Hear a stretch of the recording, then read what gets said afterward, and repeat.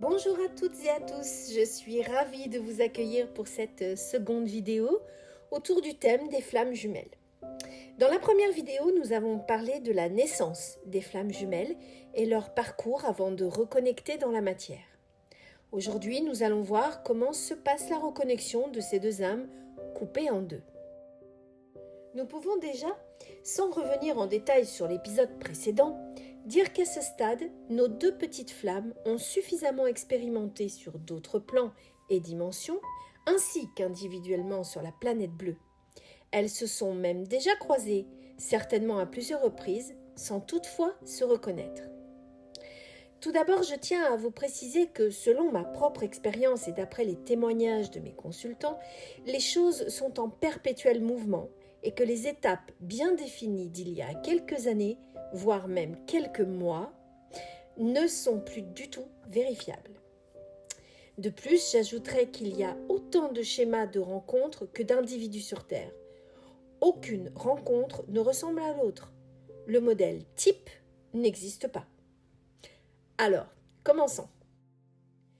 La première rencontre est le plus souvent inopinée et même peut-être plutôt parfois banale.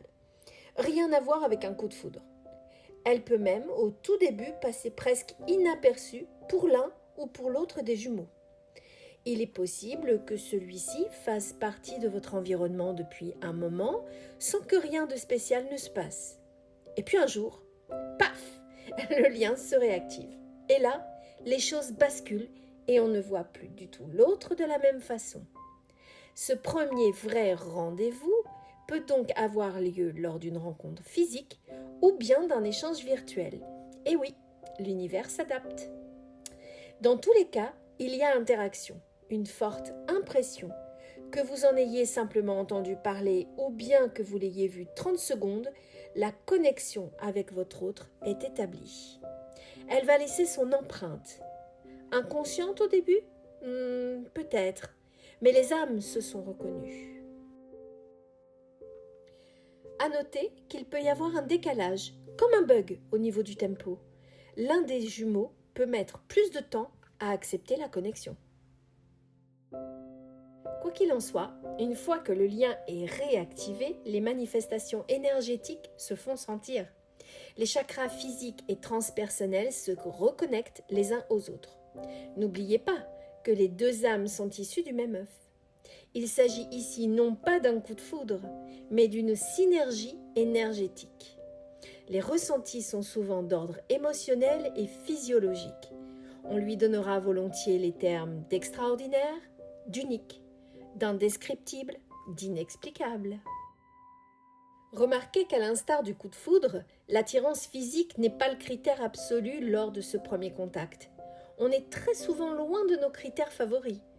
On est aussi généralement loin de ce que l'on recherche chez l'autre, car les flammes jumelles se reconnaissent au travers de leur âme et non de leur corps.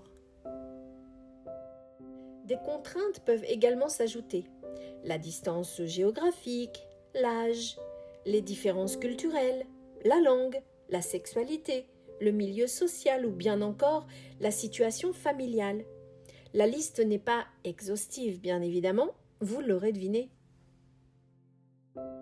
Retenez que lorsque cette reconnexion se produit, par quelque moyen que ce soit, c'est un véritable tsunami qui submerge les deux personnes.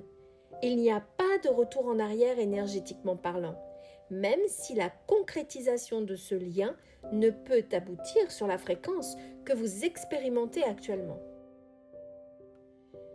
Il est aussi intéressant de faire le tour sur la façon dont les deux âmes rentrent en contact. Selon les couples et en fonction de ce qu'ils ont à vivre, plusieurs alternatives, parfois de manière concomitante, peuvent se remarquer. Le regard, la voix, le toucher et par ce que l'on nomme communément l'aura. Les différents corps de lumière reconnaissent alors l'autre sur un plan beaucoup plus subtil.